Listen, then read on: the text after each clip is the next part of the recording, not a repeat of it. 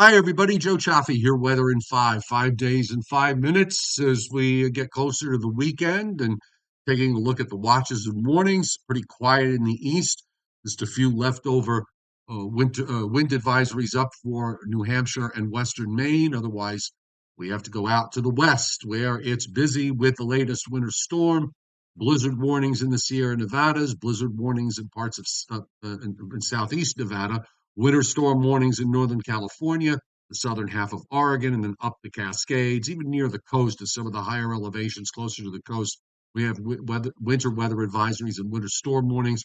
Also, for the Northern Rockies, a peppering of winter storm warnings in the mountains with winter weather advisories up in the valleys. And as we look at the surface map, this is a quick shot of cold air that came into the eastern part of the United States, brought temperatures below freezing all the way down into northern Georgia and into northern parts of South Carolina. And of course, we saw temperatures that bottomed out in the 20s to near 30 this morning. The gradient has obviously weakened, still a little bit breezy, but not too bad. And now we're getting ready for the next weather system, and that is actually coming in from the Gulf states. So we've got easterly winds across the Gulf states, feeding into some moisture and a bit of a low in the Gulf of Mexico. Nothing major here. This is just going to move along as a weak low to the northeast, and it's going to bring some what I would call gloom and doom type weather for later Friday night and for much of Saturday. In the west, here comes that storm system, still sitting off the coast of northwestern Canada, dropping southward, with the worst of it coming for tonight, Friday, and Saturday, and even into Sunday in some places. So the weather there definitely going to be deteriorating, and you can see the energy that's coming in from the Pacific into the Northwest. A subtropical jet from the Pacific, which is not particularly strong, but you see the moisture that's building up in Texas and Louisiana. Meantime, in the Northeast and Mid-Atlantic states, back to the Great Lakes, the lower Great Lakes, and into the central and northern plains. For the most part, it was a nice day. We've got some clouds streaming across the northern Great Lakes, and from North Dakota, some of that Pacific moisture running out ahead.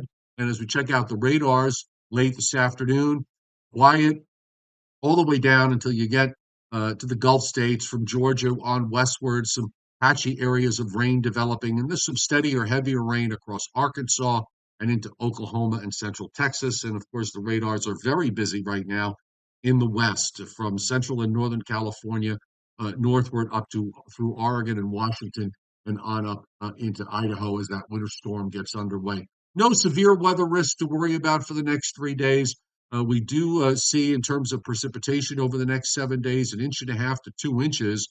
Much of that is not going to come from this weekend, the system for Saturday. It's going to be more for a system, perhaps for next week, that we may have more robust precipitation. But across the south, we're looking at several inches of rain possible through the Gulf states, 1.5 to 2 inches from southern New England down into South Carolina. And of course, in the west, they've already started the winter storm. So some of that, this is a little less than what we saw yesterday, but still several to many inches along the coastal areas from California to Washington state, with the heavy snows inland, and also in the Northern Rockies, where we're looking at precipitation, additional precipitation amounts of as much as an inch and a half melted liquid. And as far as snow is concerned, this is the probability for at least 8 inches. And it's pretty widespread from the Cascades to the Sierra Nevadas and also into northwestern California, as well as in Idaho, parts of western Montana, western Wyoming, eastern Idaho, and then extending southward into north central Utah. There really isn't much to look at here in the eastern part of the United States, even when we reduce the probability for at least two. A little bit of leftover lake effect coming in off Lake Ontario in central New York, and that's just about it. So we do have one more day left in this week.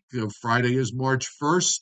I guess the March line decided to come in 2 days early because it came in last night with the screaming wind. The high is offshore. We'll hold that precipitation at bay. So I think we'll have a nice day tomorrow, and it's going to warm up. We're going to see temperatures climb up through the 40s. Some warm spots will probably break 50 tomorrow. And then as weak low pressure straddles the coastline, we'll get into some rain on later Friday night, into Saturday afternoon. A lot of leftover clouds into Saturday evening, but weather conditions should improve, I think, for Sunday and for Monday. And then we have a stronger front that's going to approach for the middle part of next week with the chance that we could see some heavier rains with this. And meanwhile, you can see what happens in the west with all that snow in California over the weekend. It starts to wane just a little bit on Monday, and there's still more energy that's going to be coming in later next week to bring more snow to that part of the country. So, no Joe and Joe weather show tonight. We'll be back on Sunday night at 7:35 p.m. Eastern time. So, be well, stay safe, and we will talk to you tomorrow.